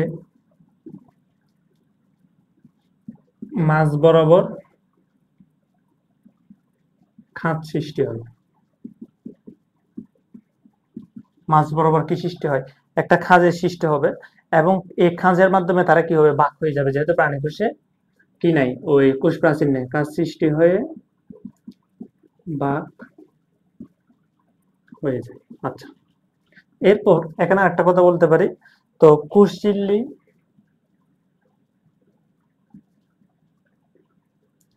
কোষঝিল্লির মাঝে অবস্থিত, কোষঝিল্লির মাঝে কি কি থাকে? অ্যাক্টিন ও হচ্ছে মায়োসিন।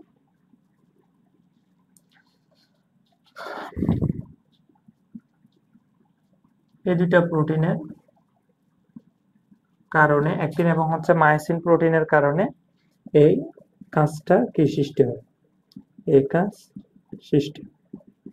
আচ্ছা, কোষঝিল্লির মাঝে যে অ্যাক্টিন এবং মায়োসিন থাকে, এই দুইটা প্রোটিনের কারণে ওই যে মাঝখানে যেটা খাঁজ হয়ে সে খাঁজটা সৃষ্টি হয়। আচ্ছা, তাহলে আমরা প্রাণী কোষের ক্ষেত্রে সাইটোকাইনেসিসটা দেখলাম, এবং উদ্ভিদ কোষে কোষ প্রাচীর গঠন এবং হচ্ছে কোষঝিল্লি গঠনের মাধ্যমে দুইটা কোষ যে আলাদা হয়েছে সেটাও দেখলাম।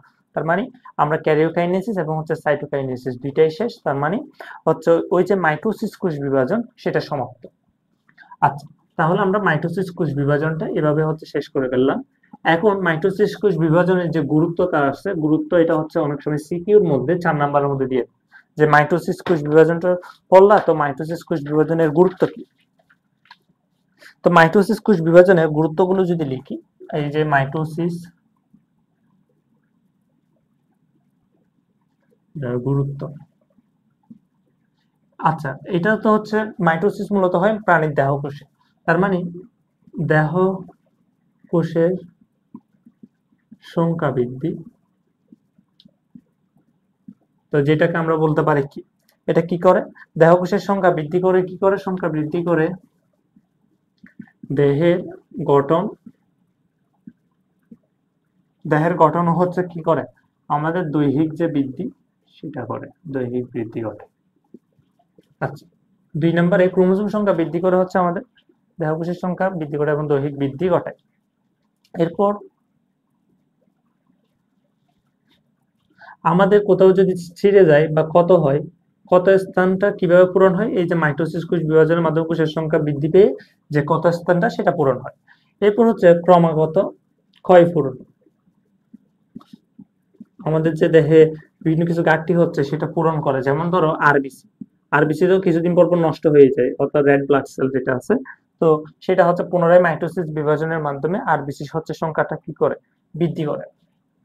কিন্তু আরবিসি তে তো কোষ বিভাজন হয় না, আরবিসি তো নষ্ট হয়ে যায় পরবর্তীতে অস্থি মজ্জা থেকে, সেখান থেকে কি তৈরি হয়, আরবিসিটা তৈরি হয় আর কি। তো এই আরবিসি চাহিদাও পূরণ করছে। তারপর হচ্ছে কর্নিয়ার বাইরে যে কোষ,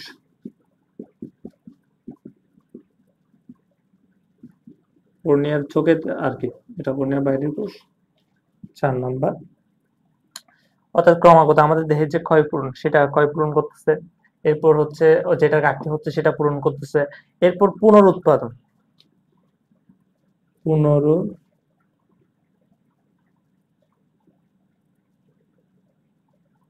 পুনরুৎপাদন, আচ্ছা, পুনরায় উৎপাদন করা। এরপর হচ্ছে 5 নাম্বারে আর নির্দিষ্ট আকার ও আয়তন রক্ষা, দেহের নির্দিষ্ট আকার ও আয়তন রক্ষা করা। এরপর হচ্ছে সাইটোপ্লাজম এবং নিউক্লিয়াসের ভারসাম্য রক্ষা করতেছে। সাইটোপ্লাজম দুইটার ক্ষেত্রে সমান সমান করে, অর্থাৎ কোনো কম বেশি করতেছে না। সাইটোপ্লাজম ও নিউক্লিয়াসের ভারসাম্য রক্ষা, ভারসাম্য রক্ষা করতেছে। এরপর আরেকটা কাজ করতেছে, সেটা হচ্ছে গুণগত বৈশিষ্ট্য বজায় রাখতেছে, অর্থাৎ কোনো পরিবর্তন আসতেছে না, গুণগত বৈশিষ্ট্যের স্থিতিশীলতা রক্ষা। তারপর আর কি দেখা যায় নিচের গুলো,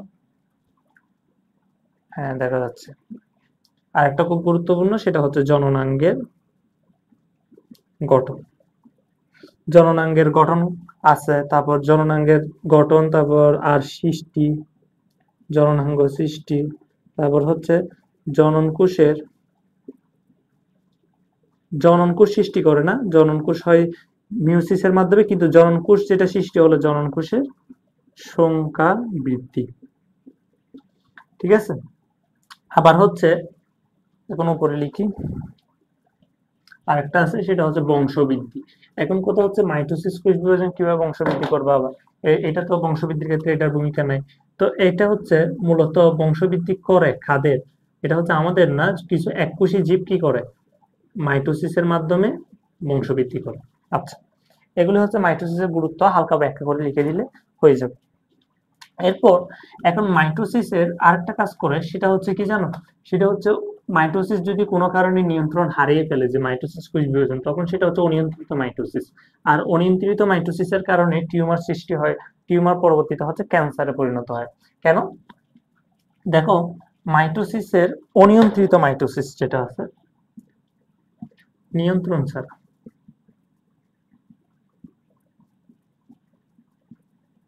মাইটোসিস হয় দেহকোষে আর মিউসিস হয় জননকোষে। মিউসিস আমরা পরবর্তীতে দেখবো। তো অনিয়ন্ত্রিত মাইটোসিস, অর্থাৎ মাইটোসিস কোষ বিভাজনের মাধ্যমে আমরা বলেছিলাম একটা থেকে দুইটা, দুইটা থেকে তিনটা, অর্থাৎ সমসংখ্যক ক্রোমোজোম বিশিষ্ট সমগুণ সম্পন্ন কোষের সংখ্যা এইভাবে ধারাবাহিকভাবে বৃদ্ধি পাবে। একটা সময় গিয়ে সেটা থামবে, আবার বাড়বে, এইভাবে হবে একটা নির্দিষ্ট সময় অনুযায়ী কোষচক্র মেনটেন করবে, কোষচক্রের যে সময়টা সেটা মেনটেন করবে। এখন ধরো কোনো কারণে হচ্ছে যে মাইটোসিসটা কন্ট্রোল হারিয়ে ইচ্ছা মতো হচ্ছে কোষের সংখ্যা বৃদ্ধি পেতে পেতে পেতে পেতে অনেকগুলো হয়ে যাচ্ছে, তখন সেখানে কি হবে, টিউমার হয়ে যাবে, গুচ্ছের মতো অর্থাৎ সেখানে একটা অংশ বেড়ে যাবে, তখন এই টিউমারটা পরবর্তীতে হয়ে যাবে হচ্ছে ক্যান্সার।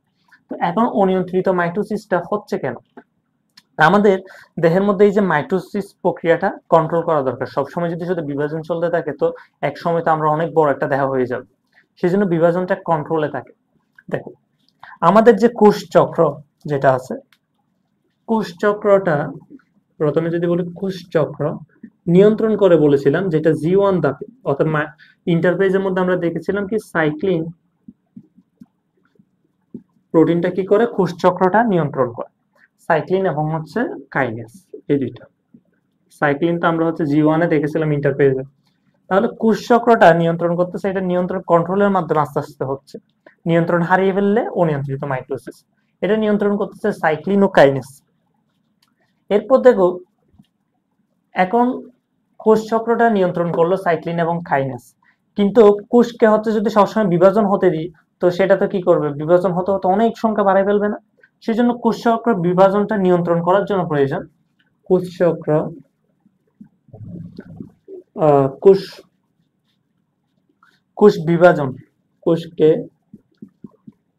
বিভাজন হতে বাধা দেয়।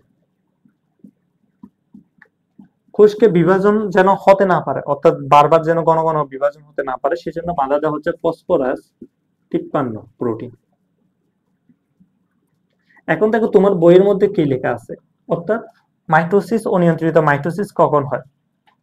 এখন অনিয়ন্ত্রিত মাইটোসিস তখনই হবে, এখানে লেখা আছে কি, যদি কোনো কারণে এই যে প্রোটিন কোষকে বিভাজন হতে বাধা দেওয়া প্রোটিনগুলো এটা যদি নষ্ট হয়ে যায়, তখন হচ্ছে কোষকে বিভাজন হতে আর কেউ বাধা দিবে না, তখন কোষটা ইচ্ছা মতো বিভাজিত হতে থাকবে।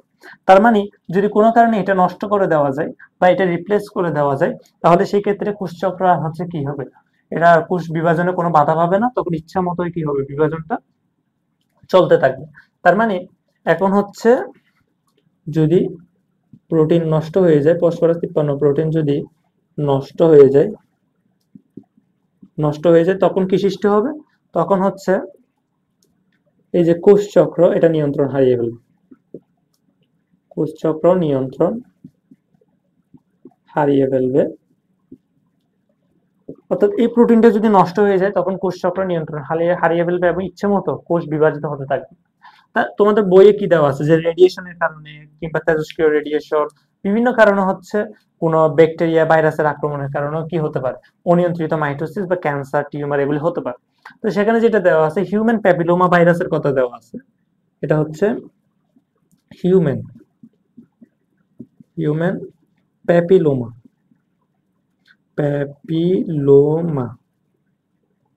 ভাইরাস। এই যে হিউম্যান প্যাপিলোমা ভাইরাস কি করে, হিউম্যান প্যাপিলোমা ভাইরাসের জিন আছে E6 এবং হচ্ছে E7 জিনগুলো,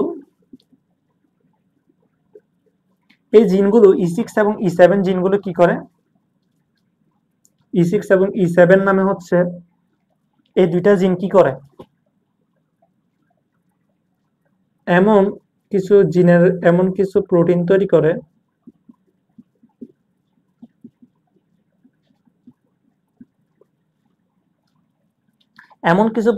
করে যেটা হচ্ছে এই ফসফরাস 53 প্রোটিনকে রিপ্লেস করে, যা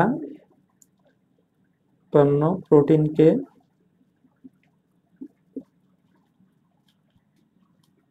স্থানচ্যুত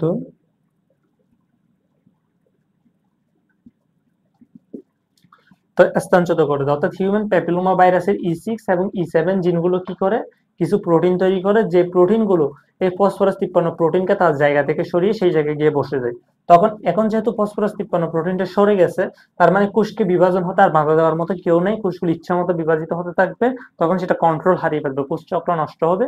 আর যার কারণে কি হবে, কোষের সংখ্যা বৃদ্ধি পাবে, ফলাফল হবে কোষের সংখ্যা বৃদ্ধি পাওয়া মানে কি, সেখানে অংশ একটা বেড়ে যাওয়া, টিউমার।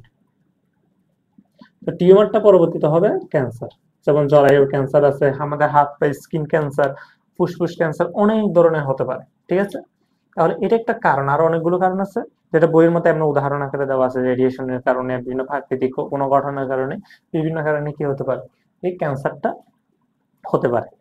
আচ্ছা, তাহলে আমাদের হচ্ছে মাইটোসিস কোষ বিভাজনটা শেষ হলো। মাইটোসিসের পরে আমরা শুরু করব হচ্ছে মিওসিস। মিওসিস কোষ বিভাজন এটা কিরকম আসলে, মিওসিস কোষ বিভাজনটা হচ্ছে আমরা বলি এটা হ্রাসমূলক কোষ বিভাজন, হ্রাসমূলক, কারণ এখানে হচ্ছে ক্রোমোজোম সংখ্যাটা হ্রাস পায়। যেমন দেখো এখানে এটা যদি আমরা একটা সংজ্ঞা দিই, যে কোষ বিভাজন প্রক্রিয়ায়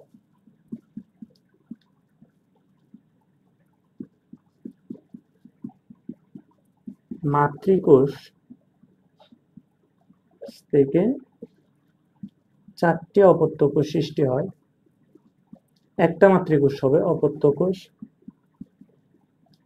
সৃষ্টি হয়, এবং এই যে অপত্য কোষগুলো সৃষ্টি হলো তাদের ক্রোমোজোম সংখ্যা এবং সৃষ্ট অপত্য কোষের ক্রোমোজোম সংখ্যা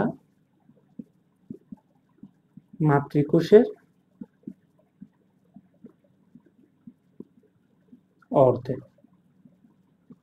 ঠিক আছে, শিষ্ট কোষের ক্রোমোজোম সংখ্যা মাতৃকোষের অর্ধেক হয়ে যায়, তো সেটাকে বলা হয় মিউসিস বা হ্রাসমূলক বিভাজন। যেমন ধরো একটা কোষ, এখানে ভিতরে আছে হচ্ছে নিউক্লিয়াস, এটা ধরলাম এটার ক্রোমোজোম সংখ্যা 46টা, এটা বিভাজিত হয়ে দুইটা কোষ সৃষ্টি করলো, এ একটা এ একটা কোষ। এখন যেহেতু এটা হ্রাসমূলক বিভাজন, এখানে ক্রোমোজোম সংখ্যা হয়ে গেল 23টা, এখানে ক্রোমোজোম সংখ্যা হয়ে গেল 23টা, অর্ধেক হ্রাস পেয়েছে। পরে এটা আবার বিভাজন হলো, দুইটা কোষ সৃষ্টি করলো এবং তাদের ক্রোমোজোম সংখ্যা হয়ে গেল সেম 23 এবং 23, এবং আবার এখানে হচ্ছে যে কোষটা তৈরি করলো এটাও আবার একটা কোষ তৈরি করলো 23 এবং হচ্ছে 23। এখন কথা হচ্ছে ভাইয়া, যে বললেন এটা হচ্ছে মিউসিস কোষ বিভাজন হ্রাস পায়, তো প্রথমবারে হ্রাস পেলো সেটা আমরা দেখলাম, কিন্তু দ্বিতীয়বারে তো হ্রাস পায়নি। দেখো প্রথমবার একটা কোষ থেকে পরপর দুইবার বিভাজনের মাধ্যমে 4টা কোষ আমরা পাবো, যার মধ্যে অর্থাৎ মিউসিস প্রক্রিয়ার ক্ষেত্রে ক্রোমোজোম সংখ্যা হ্রাস পেল। তো আমরা মিউসিস প্রক্রিয়াটা ক্রোমোজোম কি কারণে হ্রাস পায় সেটা একটু দেখাই। দেখো যেমন আমি যদি বলি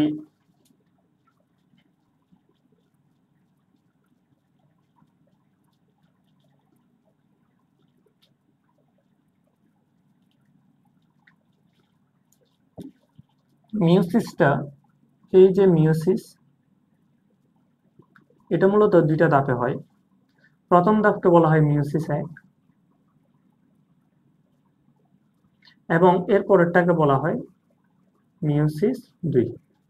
তো মিউসিস 1 হচ্ছে 4টা ধাপ আছে, প্রোপেস 1, প্রোপেস 2, প্রোপেস 1, মেটাফেস, এখানে প্রোমেটাফেস নাই, অ্যানাফেস 2 এবং টেলোফেস 2। আর এই মিউসিস এটাও 4 ধাপে সেম ভাবে, প্রোপেস 2, মেটাফেস 2, তারপর অ্যানাফেস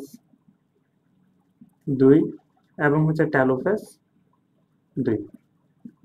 এখানের মধ্যে মিউসিস 1 যে বিভাজনটা হলো সেটা হচ্ছে মিউসিস 1 বিভাজনের মধ্যে মূলত ক্রোমোজোম সংখ্যা হ্রাস পায়। কিন্তু এই যে মিউসিস 2 এটা অনেকটা মাইটোসিসের মতো। তো মিউসিস 2 মাইটোসিসের মতো হওয়ার কারণে মাইটোসিসের ক্ষেত্রে তো ক্রোমোজোম সংখ্যা সেমই থাকে। তো সেই জন্য দেখো এখানে প্রথমবার যে বিভাজনটা হলো সেটা হচ্ছে মিউসিস 1, এরপরটা হচ্ছে মিউসিস 2। মিউসিস 1 এবং হচ্ছে মিউসিস 2, মিউসিস 1 বিভাজনের মাধ্যমে ক্রোমোজোম সংখ্যা হ্রাস পেয়ে 23টা হয়ে গেছে।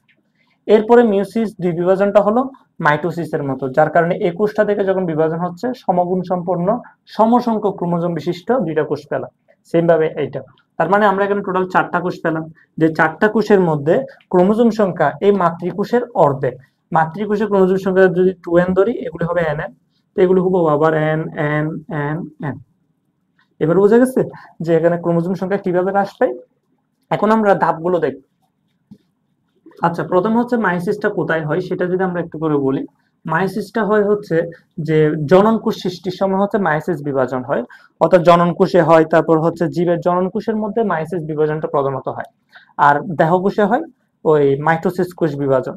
এছাড়া গ্যামেট সৃষ্টির সময় হয়, এরপর হচ্ছে পুষ্পক উদ্ভিদের মধ্যে পরাগধানীতে হয়, তারপর হচ্ছে গর্ভাশয়ের মধ্যে দেখা যায় আর পুষ্পক উদ্ভিদ যেগুলি আছে। কিন্তু কিছু কিছু উদ্ভিদ আছে, ফার্নবর্গীয় ছত্রাক আছে, যারা আসলে উদ্ভিদ না, যা ফার্ন বা মসবর্গীয় যেসব ছত্রাক গুলো আছে, ছত্রাক বা নিম্ন শ্রেণীর যারা আছে, ওদের ক্ষেত্রে মিউসিসটা কখন হয়, কারণ ওরা তো নিজেরাই হ্যাপ্লয়েড। দেখো যারা মর্স ও ফার্ন জাতীয় আছে, আমরা তো উন্নত প্রাণীদের গুলো দেখলাম, উন্নত উদ্ভিদ প্রাণী, ওদের ক্ষেত্রে হচ্ছে জননকোষ সৃষ্টির সময় জাইগোট গঠনের পূর্বে মিউসিসটা হয়।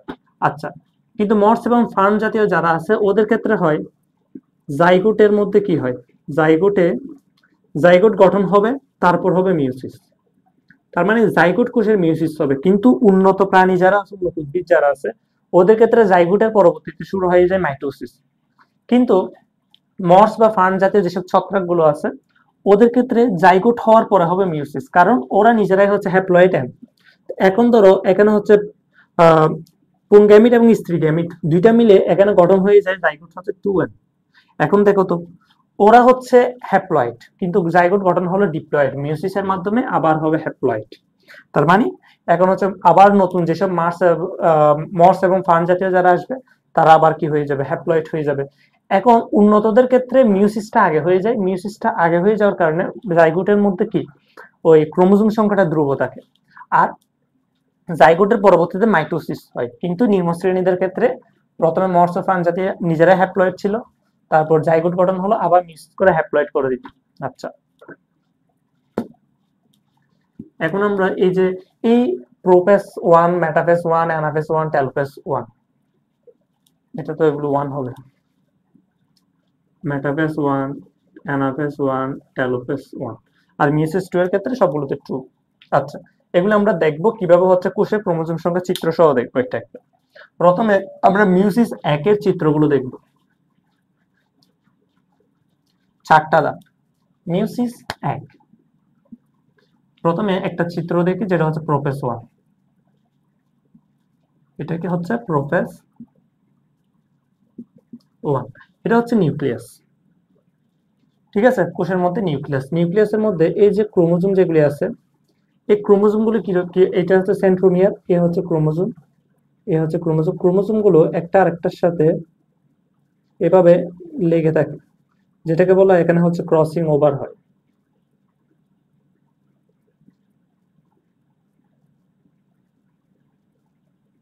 এইভাবে থাকে, ঠিক আছে। এইভাবে এগুলো হচ্ছে সেন্ট্রোমিয়ার, ক্রোমোজোম গুলো মাথায় মাথায় এভাবে লাগানো থাকে। আচ্ছা, প্রোফেস 1 গেল, এখন মেটাফেস দেখো। মেটাফেস 1, তো মেটাফেজের আগে এখানে একটা জিনিস খেয়াল করো, এখানে দেখো হচ্ছে এখানে যেসব জায়গায় হচ্ছে এখানে লেগে আছে, এখানে মূলত হচ্ছে এইসব লেগে যাওয়ার কারণে সেখানে কি হচ্ছে, সেখানে হচ্ছে এই যে ক্রোমোজোমের মধ্যে বৈশিষ্ট্যের বিনিময় হয়, যেটা বলা হয় ক্রসিং ওভার। আর এই ক্রসিং ওভারের কারণে এখানে বৈশিষ্ট্যের মধ্যে একটা পরিবর্তন আসে। আচ্ছা, তো মিয়োসিসে তো বৈশিষ্ট্যের মধ্যে পরিবর্তন আসবেই। এখন দেখো ক্রোমোজোম সংখ্যাটা কিভাবে হ্রাস পাচ্ছে মিয়োসিস 1 এর মধ্যে। প্রথমে মেটাফেজ থেকে, তো এই যে সেন্ট্রোমিয়ার 4টা আমি দিয়ে দিলাম প্রথমে, তাহলে ছবিটা আঁকতে সুবিধা হবে। আচ্ছা, এই যে এটা একটা সেন্ট্রোমিয়ার, এভাবে ছিল, এভাবে ছিল, এভাবে, এভাবে।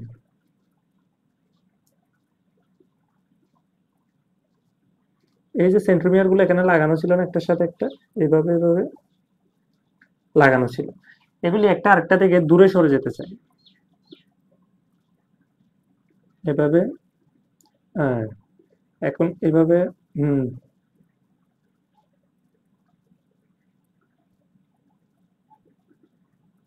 চিত্রটা তেমন ভালো হচ্ছে না।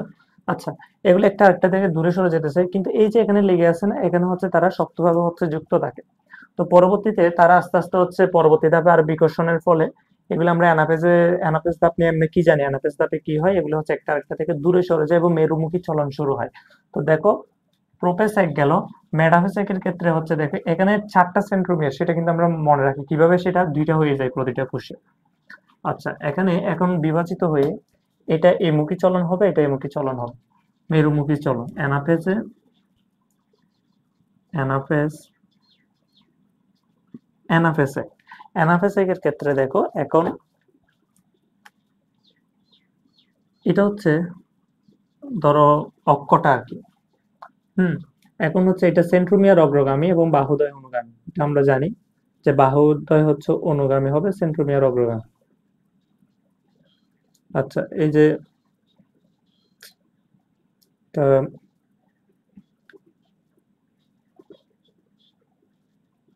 সেন্ট্রোমিয়ার অগ্রগামী।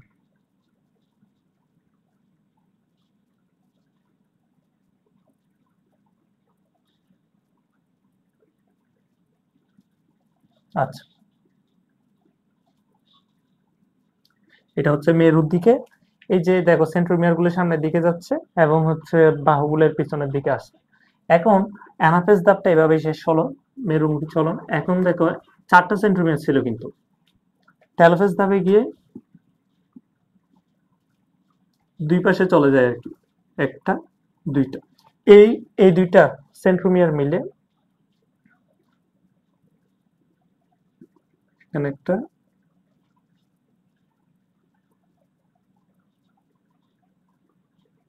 টেলোফেজ ধাপে গিয়ে কি গঠন করলো?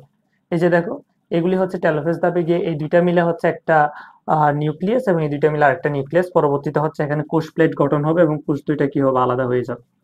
আচ্ছা, এখানে একটা নিউক্লিয়াস থাকবে, নিউক্লিওলাস, এখানে ভিতরে আরেকটা নিউক্লিয়াস থাকবে, নিউক্লিয়ার মেমব্রেনও আছে, সবকিছু আছে।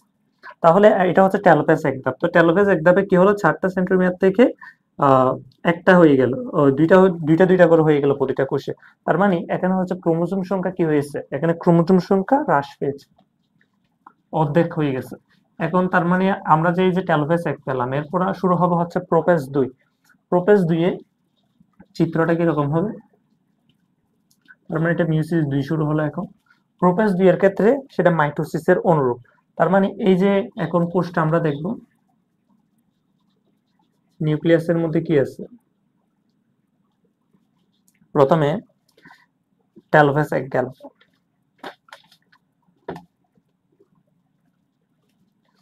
প্রোপেজ 2, প্রোপেজ 2 এ এটা প্রথমে হচ্ছে প্রোপেজ 2 এর মধ্যে এই যে যেগুলি ছিল সেন্ট্রোমিয়ার কোষ, আর হচ্ছে সেন্ট্রোমিয়ারের সাথে এই যে ক্রোমোজোম গুলো দিয়ে দিলাম। আচ্ছা, এভাবে শেষ দেওয়া হলো। এখন এখানে কি আছে, নিউক্লিয়াস গুলো প্রায় বিলুপ্ত, প্রায় হচ্ছে যেগুলো হালকা হালকা বিলুপ্ত হয়ে যাচ্ছে আর কি। সে মাইটোসিস আমরা যে ধাপগুলো দেখেছিলাম সেখানে কি হয়, এগুলো আস্তে আস্তে বিলুপ্ত হয়ে যায়। নিউক্লিয়ার মেমব্রেনও আছে, ওই কোষ প্লেটটাও আছে, যেটা টেলোফেজ একে পেয়েছিল। আচ্ছা, এর পরবর্তীতে হচ্ছে মেটাফেজ। মেটাফেজ মানে কি, মোটাফেজ। তার মানে এগুলো হচ্ছে পানি বিয়োজনের ফলে হচ্ছে পানি যখন বের হয়ে যাবে তখন সেগুলো বিষুবীয় অঞ্চলে এসে আরো মোটা হবে। এই যে দেখো দিলাম, আগের কোষের হচ্ছে কোষ প্লেটটা এখানে আছে। এখন এই যে কোষ যেটা ছিল সেগুলো হচ্ছে নিউক্লিয়ার মেমব্রেন এবং নিউক্লিয়াস বিলুপ্ত হয়ে যাবে। এই সেন্ট্রোমিয়ার গুলো এখন আঁকবো। সেন্ট্রোমিয়ার গুলো আঁকলে কি হয়, এই যে দেখো সেন্ট্রোমিয়ার গুলো কোথায় আসবে, বিষুবীয় অঞ্চলে চলে আসবে। বিষুবীয় অঞ্চলে আসার পর এদিকে একটা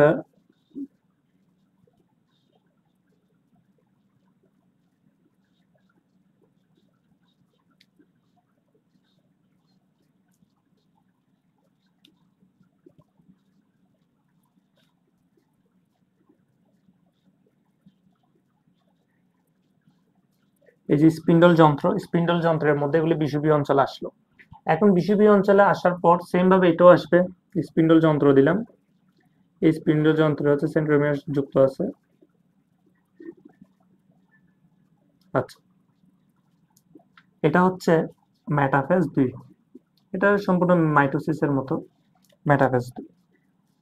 তার মানে এখানে আমরা যে কোষগুলো দেখতেছি সেগুলো হচ্ছে সেন্ট্রোমিয়ার 2টা। একদম মাতৃকোষে ছিল 4টা সেন্ট্রোমিয়ার, এখানে হ্রাস পেয়ে পরবর্তীতে 2টা হলো। এই 2টা তো এরপর থেকে বাকি যেগুলি কোষ আসবে সেগুলি তো সেম সেন্ট্রোমিয়ার 2টা করে থাকবে, আর হ্রাস পাবে না। এই 2টা চিত্র গেল। এখন অ্যানাফেজ।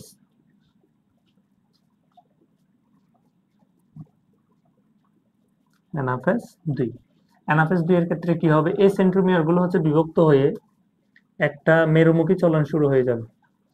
মেরুমুখী চলনটা কিরকম হবে, বাহুদ্বয় পিছনে থাকবে, সেন্ট্রোমিয়ার অগ্রগামী।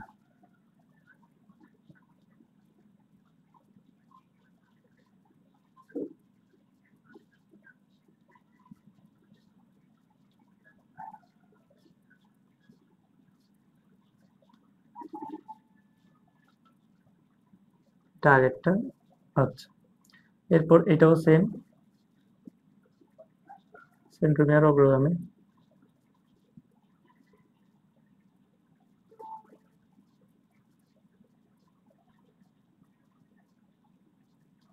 আচ্ছা, এখন অ্যানাফেজে করে টেলোফেজে গিয়ে কি 4টা কোষ হয়ে যাবে। দেখো এখানে সেন্ট্রোমিয়ার সংখ্যা কিন্তু আগের মতোই সেমই আছে। এরপর এই ধাপে গিয়ে এটা হচ্ছে টেলোফেজ, 4টা কোষ কিভাবে আসতেছে, টেলোফেজ 2। এখানে গিয়ে এই যে 1টা 2টা, আগের কোষ প্লেটটা 3টা 4টা, নিউক্লিয়ার মেমব্রেন আবার আসলো, নিউক্লিওলাস আসলো, নিউক্লিওলাস আসলো, নিউক্লিওলাস আসলো। এই তো একটা,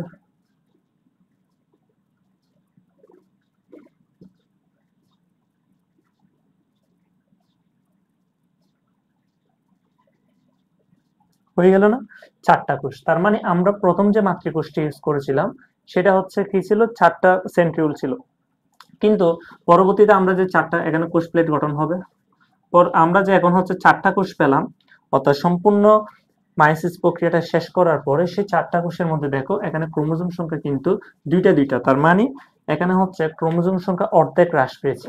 তো এটাই ছিল পুরোপুরি হচ্ছে মূলত মিয়োসিস প্রক্রিয়াটা। এখন এই যে মিয়োসিস প্রক্রিয়া আমরা দেখলাম, তো পুরো প্রসেসটা তো আমরা দেখলাম। এখন মিয়োসিস প্রক্রিয়ার যদি গুরুত্বগুলো আলোচনা করি, মিয়োসিস প্রক্রিয়া মূল গুরুত্ব বা উপকারটা আমরা কি কি পাচ্ছি, সেটা হচ্ছে 1 নম্বর গুরুত্ব, এটা হচ্ছে জনন কোষ সৃষ্টি। আচ্ছা, এটা কিরকম?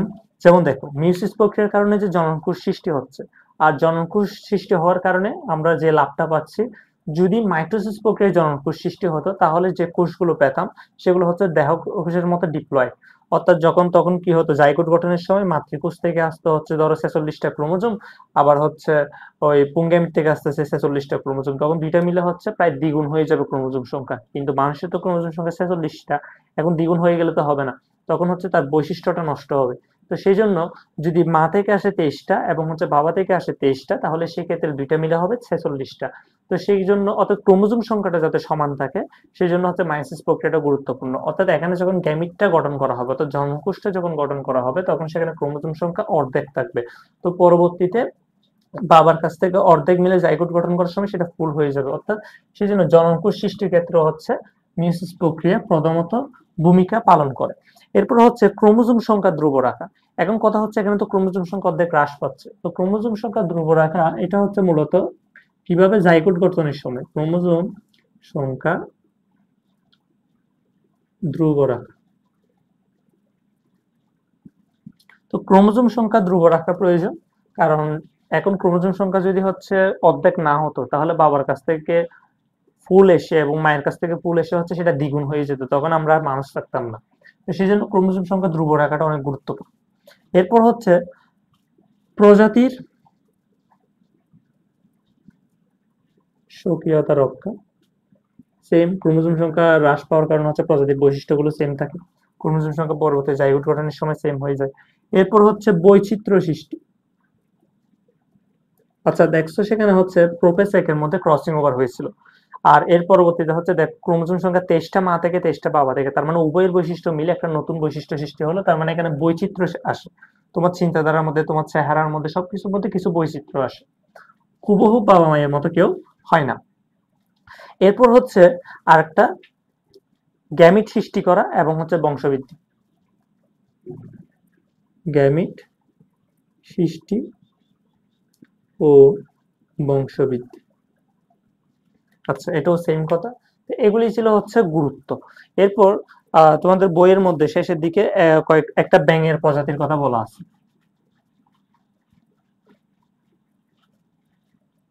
সবই তো পড়ানো হলো, এখন শুধু ওই ব্যাঙের প্রজাতি যেটা বলা আছে যে ক্রোমোজোম সংখ্যা বেড়ে গিয়ে একটা নতুন প্রজাতির সৃষ্টি হয়, এরকম কি বলছে, একটা ব্যাঙের প্রজাতির নাম বলছে যেটা হচ্ছে জেনোফাস ট্রপিক্যালিস। এই যে একটা ব্যাঙের প্রজাতি, এই ব্যাঙের প্রজাতির ক্ষেত্রে বৈজ্ঞানিক নাম লাগার ক্ষেত্রে আলাদা আলাদা দাগ দিতে হয়।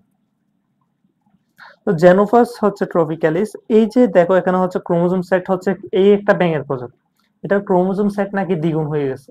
এখন এটার ক্রোমোজোম সেট দ্বিগুণ হয়ে যাওয়ার কারণে হচ্ছে নতুন একটা প্রজাতির উৎপত্তি হয়েছে, যেটা হচ্ছে জেনোফাস ল্যাবিস, LAEBIS, জেনোফাস ল্যাবিস। তো এখন দেখো এটাতে ধরো ক্রোমোজোম সংখ্যা আমি যদি বলি, যদি ধরো 5টা ছিল, তো এখন এটাতে হয়ে গেল ক্রোমোজোম সংখ্যা 10টা, যার কারণে এদের মধ্যে ব্যাপক পরিবর্তন হয়েছে এবং এটা হচ্ছে নামই পাল্টে গেছে। ব্যাপকটা যেমন আগেরটা যেমন ছিল অনেক বড়, এখানে হচ্ছে ব্যাঙ প্রজাতি, এটা আগেরটা ছিল ছোট, পরেরটা হচ্ছে পরবর্তীতে বড় হয়ে গেছে, অর্থাৎ বিশাল একটা পরিবর্তন। তো মানুষের ক্ষেত্রে যদি এরকম হতো, ধরো মায়ের কাছ থেকে 46টা ক্রোমোজোম আসলো, বাবার কাছ থেকে 46টা ক্রোমোজোম আসলো, তখন হচ্ছে দুইটা মিলে ক্রোমোজোম সংখ্যা হয়ে যেত ডবল, ঠিক আছে, তখন হচ্ছে প্রায় ডবল হয়ে যেত, যার কারণে আমরা মানুষ থাকতাম না, কারণ মানুষের তো ক্রোমোজোম সংখ্যা 46টা, তখন আমরা অন্য কিছু হয়ে যেতাম। এখন মিউসিস করতেছে কি, এই 46টাকে কমিয়ে সেটা হচ্ছে 23টা করে দিচ্ছে। তো মায়ের ক্ষেত্রে হচ্ছে 46টা ক্রোমোজোম সংখ্যা অর্ধেক করে 23 করে দিচ্ছে, বাবার ক্ষেত্রেও সেম ভাবে অর্ধেক করে 23 করে দিচ্ছে। এখন দুইটা মিলে জাইগোট গঠনের সময় সেটা 46টা হচ্ছে। এখন সেটা 46টা হলে আমরা মানুষই থাকবো। এখন দেখো দুইজন থেকে যেহেতু হচ্ছে এখানে ক্রোমোজোম এসেছে, এখন ক্রোমোজোমের মধ্যে জিন থাকে যে বৈশিষ্ট্য নিয়ন্ত্রণ করতেছে। তো যার কারণে এখন ক্রোমোজোম সংখ্যা দুইজন থেকে আসার কারণে আমাদের মধ্যে দুইজনের বৈশিষ্ট্যের মধ্যে মিক্স করে নতুন কিছু বৈশিষ্ট্য আসলো, কিন্তু ক্রোমোজোম সংখ্যা 46টা থাকার কারণে আমরা মানুষই থাকলাম। তাহলে বোঝা গেল যে যদি এই মাইসিস প্রক্রিয়াটা না থাকতো তাহলে হচ্ছে মানুষের মধ্যে ব্যাপক পরিবর্তন ঘটতো, এবং মানে মানুষ থেকে গরু হতো, গরু থেকে ছাগল, এইভাবে একটা পরিবর্তন হয়ে যেত আর কি। আচ্ছা যাক, এই উদাহরণটা এমসিকিউর জন্য গুরুত্বপূর্ণ। এরপর আরেকটা দিছি কি, যেমন আলো দেহকোষে জননকোষ নয়, এই প্রক্রিয়া হচ্ছে একটি স্বাভাবিক ঘটনা। বিভিন্ন সদস্যের দেহকোষে এই প্রক্রিয়া একটি স্বাভাবিক ঘটনা, যেমন আলোর মধ্যেও নাকি দেখা যায়। তো এই কয়েকটা লাইন হচ্ছে মাথায় রাখতে হবে। বাস, এই চ্যাপ্টারটা অনেক সহজ, এই চ্যাপ্টারে তেমন কিছু নাই। হুম, আচ্ছা যাক, তাইলে হচ্ছে কোষ বিভাজন চ্যাপ্টারটা শেষ। তাহলে আজকে এই পর্যন্ত, দেখা হবে পরবর্তীতে অন্য কোনো ভিডিও নিয়ে। আসসালামু আলাইকুম।